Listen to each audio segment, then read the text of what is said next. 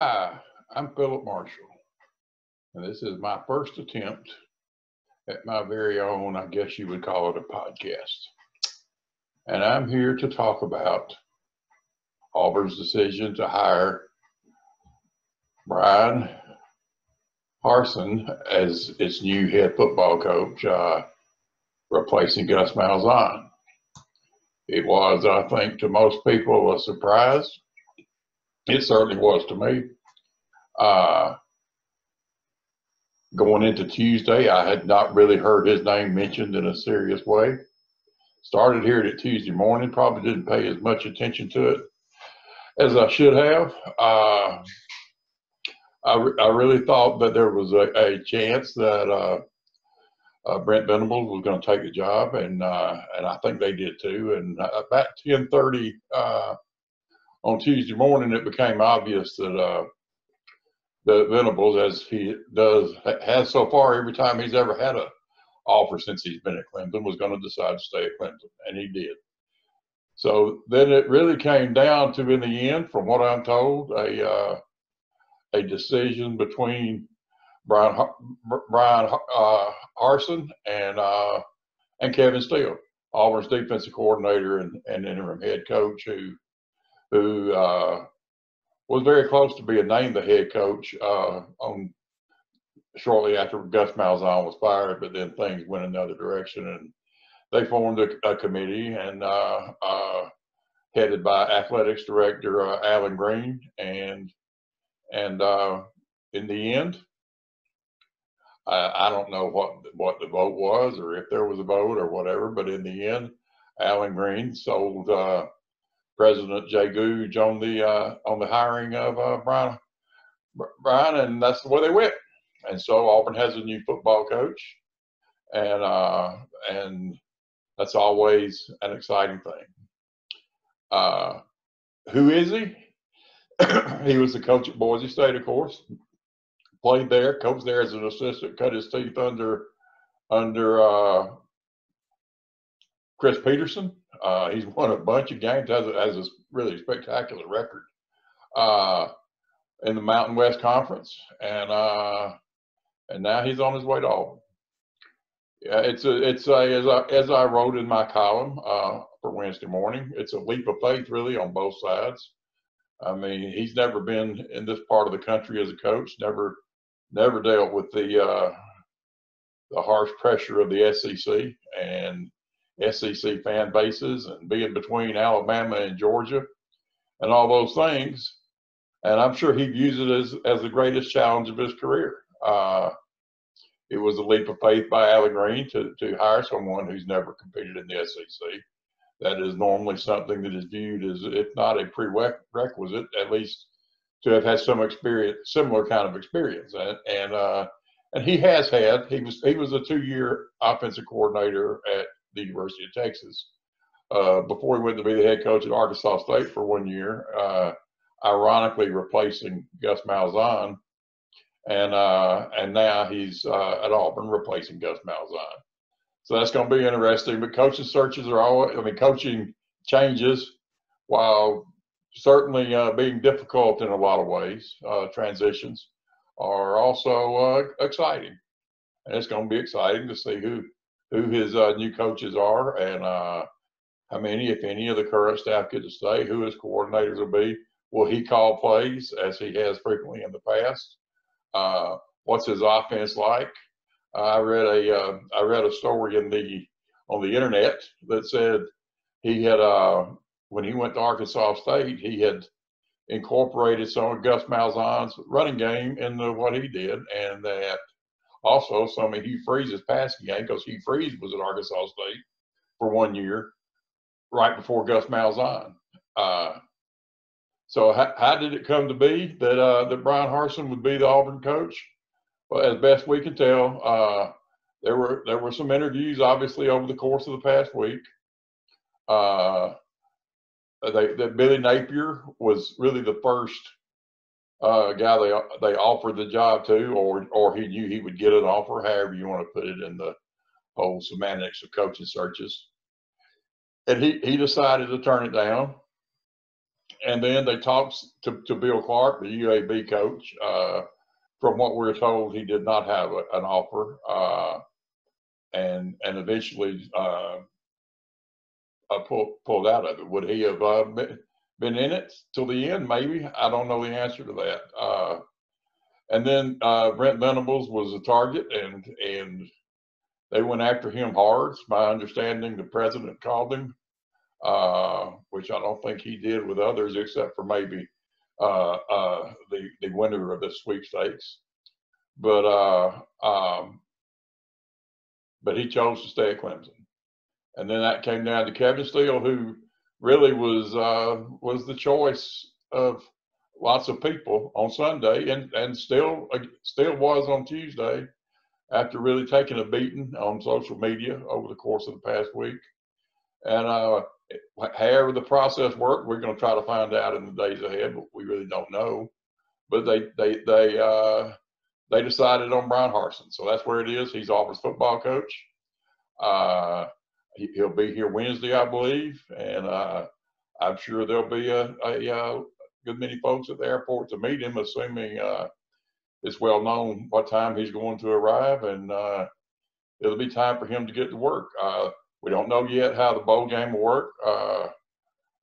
Kevin Steele is the interim head coach, so I'm guessing, unless there's a change, he will coach the bowl game. That would really be a difficult thing for a new coach to coach an offense, defense, everything else that he's not really familiar with, and players he's not familiar with. So I'm assuming that's what will happen. Chad Morris will call the plays on offense, which it'll be interesting to see how different that is without him being, without Gus Malzahn being involved, and Kevin Steele will run the defense.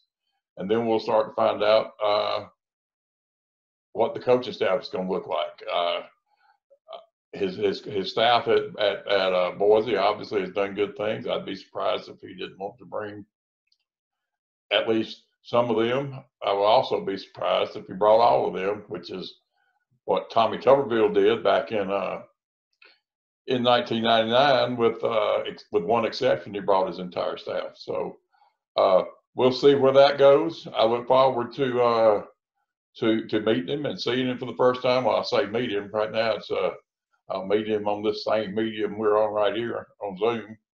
But look forward to hearing what he has to say, and seeing what he's like, and hearing what his plans are. Auburn is a very difficult job, and that is not in any way a criticism of Auburn. I mean, Auburn is in a wonderful recruiting area, close to Georgia, close out in Alabama, close to Florida. And there's a tremendous number of players in those places, but Auburn is also caught right in between Auburn and Alabama, to the west, and Georgia to the east. And those two programs are at all-time highs right now. And the fact that Gus Malzahn had such a terrible time with Georgia is part of the reason he's no longer here. I also think it's going to be incumbent for the new coach to reach out to make Auburn people feel like they're important to him and like they're part of the process. That's the way they want to feel, and he'll have a tremendous amount of support out of the gate. There's no doubt about that. There won't be he hasn't lost any games yet, so there'll be a tremendous amount of support, and if he will do that, and he'll make people feel like they are part of it, then patience, there might be a little bit more patience. What we're told is he's going to be paid.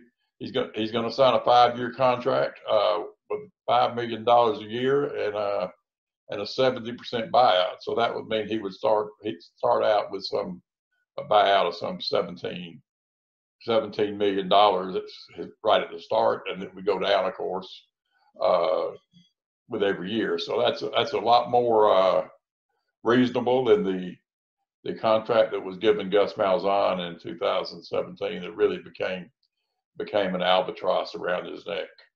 Nobody knows what anybody's roster is really going to look like in the coming season. When the NCAA passes the rule, which they are 99% certain to, that allows players to transfer one time without penalty and be immediately eligible, the transfer portal is going to be a rocking place. Also, the fact is that players who are here now, or Auburn now, or anywhere now, didn't lose the year of eligibility this year. So for example, Bo Nix will be a sophomore eligibility-wise again. Tank Bigsby will be a freshman again. So Auburn has the makings to have a good team in 2021. There obviously are also some holes that need to be filled. I would think the offensive line, which was a difficult situation going into the season and got much more difficult with injuries, would be a priority as far as maybe transfers, maybe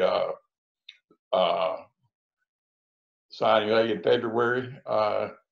It'll be interesting to see the response. I found interesting when our Keith Niebuhr contacted some of them of the recruits Auburn signed on December signing day, seemed to be very highly positive. So that's a good thing. His record, 69-19 record at Boise, that stands out to people, and it should. It should. That's a terrific record. And he was 7-5 in his one season at Arkansas State, which adds up to 76-24, which, unless I'm missing something, is the best record any coach Auburn has had here in modern times coming in. So there'll be a lot of excitement, and as he will soon discover, that excitement will lead to high expectations, and which, when you lose, people don't take it well. And it's interesting, as I researched him somewhat on Tuesday night, he seems to have little patience for Twitter criticism, and so that's going to be interesting because he will invariably get some Twitter criticism, and that's just the way it goes. I don't know what it's like in Boise. I know they love the Broncos in Boise, but I don't know if how that would compare to the passion he's going to encounter as Auburn's head coach. But it's going to be fun. You got to give Allen Green credit in a difficult situation. He stuck to his process and what he wanted, and really made it very clear amid a lot of questions that he got it done. It's his hire, and it's not anybody told him to hire. It's not anybody urged him to hire. If he was urged to hire anybody, it was Kevin Green. It was Kevin Steele, and but that's not the direction he wanted to go, and he didn't. And he made a statement. And if this works, it will be a tremendous boost to his career. But I salute him for having the guts and the fortitude to stick with what he believed, and to lean on the people he wanted to lean on to help him make the decision, and then making the decision he wanted to make.